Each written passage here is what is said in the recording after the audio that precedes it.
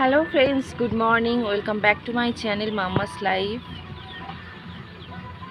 সকাল এখন বাজে 8:30। তোমরা কি করছো এখন? আর ও দেখো নামার চেষ্টা করছে, তাও আবার এখান থেকে ও নিচে নামবে। নিচে নেমে ও এখন খেলতে যাবে বাইরের দিকে, যার জন্য কান্নাও করছে। দেখো দেখো দেখো দেখো কি হচ্ছে, দেখো। মানে ভয় ভয় কি জিনিস সেটা ওর মধ্যে আর নেই, এটা আমার মনে হয় পার্সোনাল। আমি বাবুকে আজকে একটু চিকেন আনতে দিয়েছি, ওকে খাওয়াবো আজকে চিকেন। সাধারণত ওকে আমি সপ্তাহে একদিন করে মাটনটাই দিই, কিন্তু মাটনটা যেহেতু ওর পাপা বাড়িতে আসেনি, ও ও থেকে কাজ করে, ও সপ্তাহে একদিন করে বাড়ি আসে, তো কাজে গেছে এখন সপ্তাহের মাঝখান থেকে, ওই জন্য আর কোম্পানি থেকে ছাড়েনি ওকে। ওই জন্য মাটনটা আর এই সপ্তাহে ওকে খাওয়ানো হলো না, ওকে চিকেনটাই খাওয়ানো হবে। সপ্তাহে একদিন করে চিকেন বা মাটন, যে কোনো একটা জিনিস ওকে তো দিতেই হবে, হয়তো মাটন নয়তো চিকেন। বেশিরভাগটাও মাটনই খায়, মাটনটাও একটু বেশি পছন্দ করে চিকেনের থেকে। তো যাই হোক, কী করা যাবে, এ সপ্তাহে ওকে চিকেনই দিতে হবে। তো চলো এবার যাওয়া যাক, সকালে রান্না বান্না বসাই। সোনাই খাবে, সোনাইয়ের জন্য আজকে একটু চিড়ের পায়েস বানিয়ে দেবো ভাবছি, দেখা যাক কী করি। যেহেতু ওকে মানে এই কদিন প্রায় ডেলি সকালে করে ভাত দেওয়া হয়ে যাচ্ছে, তো সকালে করে ভাত না দিয়ে আমি একটু চিড়ে দেবো ভাবছি, যেহেতু হালকা একটু গরম পড়ে গেছে। বাচ্চাদের যেগুলো থাকে না, যে পেট গরম হওয়ার সমস্যা থাকে বা পটিটা হওয়ার ঠিকঠাক সমস্যা থাকে, এগুলো তো সোনাইয়ের তেমন কিছু সমস্যা তো নেই, কিন্তু আমি ভাবছি যে ওকে আজকে আমি ছিঁড়েই দেবো, কারণ ওর মনে হয় ওর পেটটা একটু গরম হয়েছে, যার জন্য রাতে একটু কান্না করছিল, পেটে ব্যথাও করছিল। পেটে ব্যথা তো হয়তো গ্যাস থেকেও হতে পারে। তো ওকে আমি এমন কিছু দিই না যে ও মানে, বা কোনো ক্যান্ডি দিই না, মিষ্টি জাতীয় খাবার দিই না, বা লবণ জাতীয় কিছু খাবার ওকে আমি এখনও দিই না। কিন্তু তারপরেও হয় কি, একটা বাড়িতে একটা ছোট বাচ্চা থাকলে সেই বারণটা আর কেউ শোনে না, যে বাড়ির বড়রা ওকে খাবার দাবার মানে যা আনবে সবার আগেই ওর হাতে যাবে, সেটা খারাপ হোক বা ভালো, ওর শরীরের জন্য। সেইটাই আর কি এখন হচ্ছে।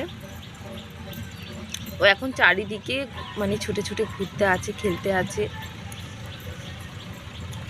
রান্না বসাবো, সোনাইকে একটু ঘুম পাড়িয়ে দিয়েছি, ওকে স্নান করিয়ে আমি এখন রান্না বসাবো।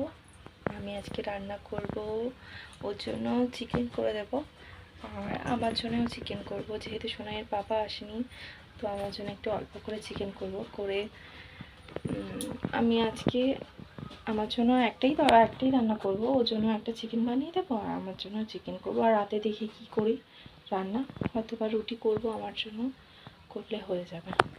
চলো টাটা, আবার দেখা হচ্ছে। আসলে তখন আমার ব্যাকগ্রাউন্ড মিউজিকটা ঠিক এমন ছিল যে বড় একটা পাখা খুব জোরে চলছে, কিংবা হেলিকপ্টারের সামনে আমি দাঁড়িয়ে আছি, এইরকম আওয়াজটা ছিল। যার জন্য আমি আমার অরিজিনাল সাউন্ডটা অফ করে ভয়েস দিলাম। তখন বেজেছিল 3টা।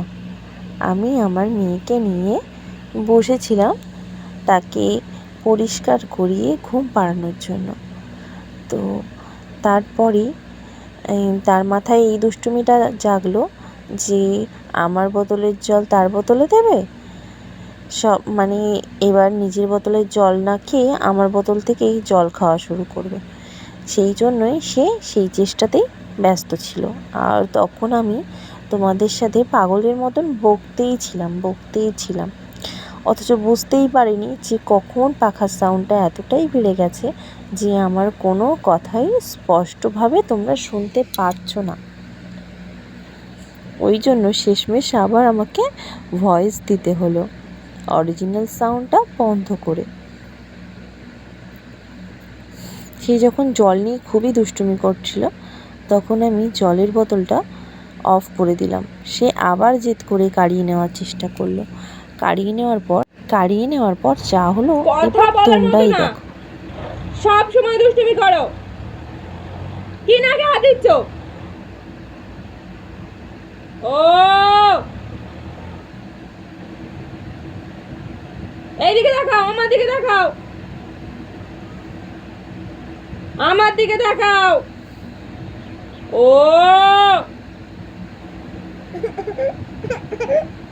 হয়ে গেছে, আমারও খাওয়া হয়ে গেছে। আমরা এবার শোবো। আমার এখনো বিছানা করা হয়নি, বিছানা করবো এখানে।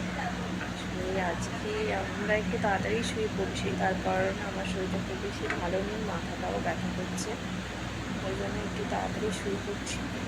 মেয়েটারও শরীরটা খুব বেশি ভালো নেই, তো ওকে নিয়ে শুয়ে পড়বো তাড়াতাড়ি। শুয়ে পড়ে ঘুমাবো একটু। আর দুপুরে করে তো আমি ঘুমোই না, যার কারণে আমার